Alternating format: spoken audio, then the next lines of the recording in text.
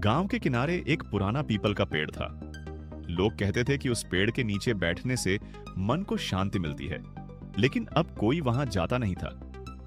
समय बदल गया था और लोगों की जिंदगी से ठहराव गायब हो गया था। उसी गांव में आरव नाम का एक युवक रहता था।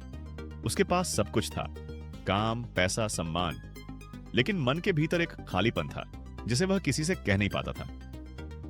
हर रात आरव को नींद नहीं आती। वह छत पर बैठकर आकाश को देखता और सोचता, अगर सब कुछ है तो फिर यह बेचैनी क्यों?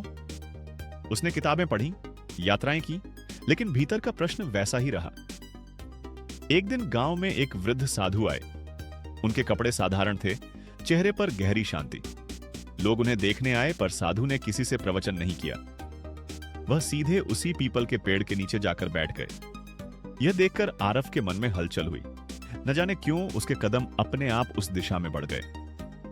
आरव ने साधु को प्रणाम किया और पूछा, बाबा, मन को शांति कैसे मिलती है? साधु मुस्कुराए और बोले, तुम्हें सच में शांति चाहिए या सिर्फ बेचैनी से छुटकारा?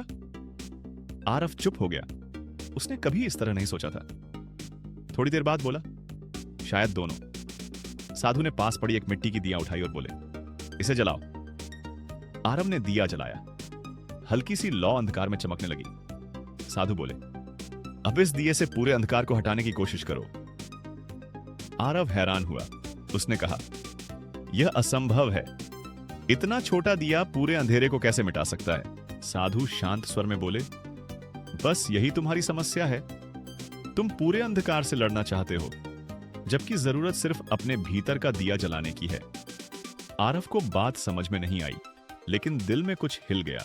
साधु ने आगे कहा, मन की बेचैनी अंधकार की तरह है। उसे लड़ने जाओगे तो थक जाओगे, लेकिन अगर जागरूकता, करुणा और सत्य का छोटा सा दीप जला लो तो अंधकार अपने आप पीछे हटने लगता है। आरव ने पूछा, लेकिन वह दिया जलाऊं कैसे? साधु बोले, हर दिन कुछ पल अपने साथ ईमानदार रहो। अपनी इच्छाओं को देखो, अपने डर को देखो, बिना भागे। दूसरों से कुछ पाने की जगह कुछ देने की कोशिश करो, और सबसे जरूरी जो है उसके लिए कृतज्ञ रहो। उस दिन साधु चले गए। किसी को नहीं पता चला कि वे कहां से आए थे और कहां चले गए, लेकिन आरव के भीतर कुछ बदल चुका था। उसने धीरे धीरे अभ्यास शुरू किया। हर सुबह कुछ देर मौन में बैठता, अपनी बेचैनी को दबाने की बजाय उसे देखता।